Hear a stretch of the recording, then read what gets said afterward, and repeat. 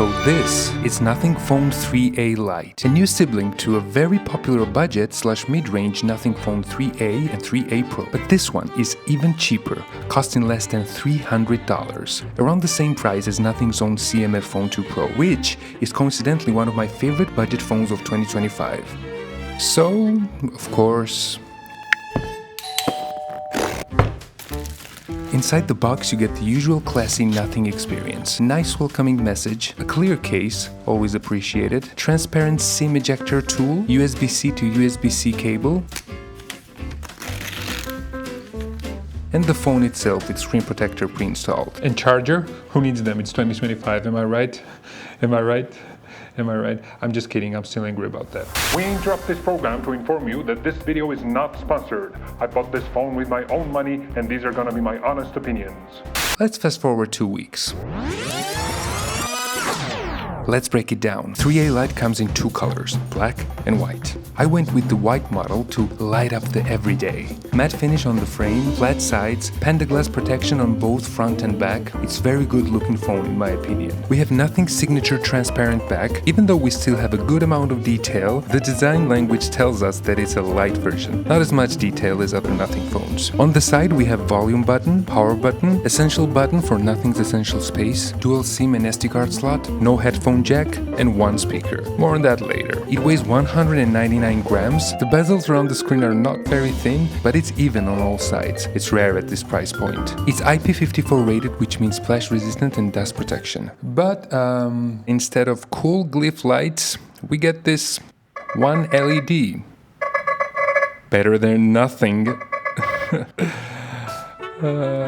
But overall, I don't know about you, but for me, Nothing makes some of the best designed devices, even at the budget level. The screen is mostly the same here as more expensive Nothing Phone 3A and 3A Pro. You get 6.77-inch AMOLED display, Full HD Plus 1080 over 2392 resolution, 120Hz refresh rate, 2160Hz PMW dimming, great if you're sensitive to OLED flicker, and it hits up to 3000 nits peak brightness. Text looks sharp with 388 pixels per inch. Colors are punchy, viewing angles are great. I kept forgetting what I paid for the phone. Under-display fingerprint sensor works reliably, and face unlock works good too. Again, for this price, you genuinely forget this is a budget phone. Now let's talk software, and this is where Nothing phones always shine. It's running Android 15 with Nothing OS 3.5, and you get 3 years of major Android updates. UI is clean, responsive, and has that signature Nothing look. You get beautiful Nothing icons, customizable widgets, always on display, circle to search, Gemini Live integration, smart app drawer that organizes itself, minimal bloatware, smooth animations. NFC is here so you can do contactless payments. Essential button returns to, tap once to take a screenshot, tap and hold to instantly attach a voice memo, double tap to jump to essential space. And little touches everywhere like shutter sounds, screen lock and unlock sounds. These make the phone feel more premium than it is. I really can't get enough of this software. Now the performance. Nothing Phone 3A Lite uses MediaTek Dimensity 7300 Pro 5G. This is the same 4nm chip we've seen in CMF Phone 2 Pro, and it's surprisingly capable for the price. It basically feels like a flagship chip for daily everyday tasks, but heavy tasks will be a bit difficult for it. It comes with 8GB of RAM and 128 or 256GB of storage, expandable up to 2TB with microSD card. It's not only smooth in daily tasks like scrolling through socials, messaging, watching videos, but it also handles heavier tasks like split screen, multitasking, a lot of apps in the background, and gaming. Demanding games like Genshin Impact work surprisingly great, but on medium graphics. There are a few moments during the day when there's a small delay opening a certain app or searching in settings, but it's minor. But still, those are the moments when you remember that it's not a flagship phone. And speaking of remembering that it's not a flagship phone, speakers.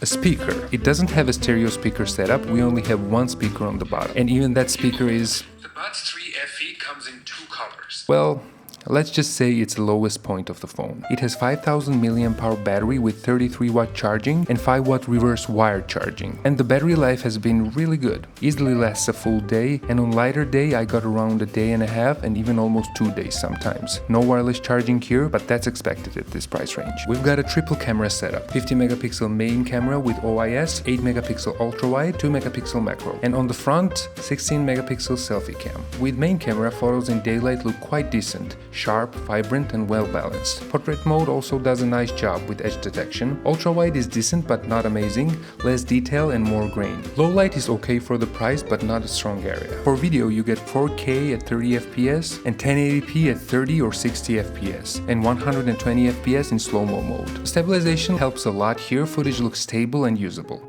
Overall, it's an amazing device for the price. Yes, it's not perfect, but Nothing continues to prove that they can make amazing products at affordable price. And the Nothing Phone 3A Lite is another example of that. I'm always excited when Nothing releases new product, and I can't wait to see what they come up in the future.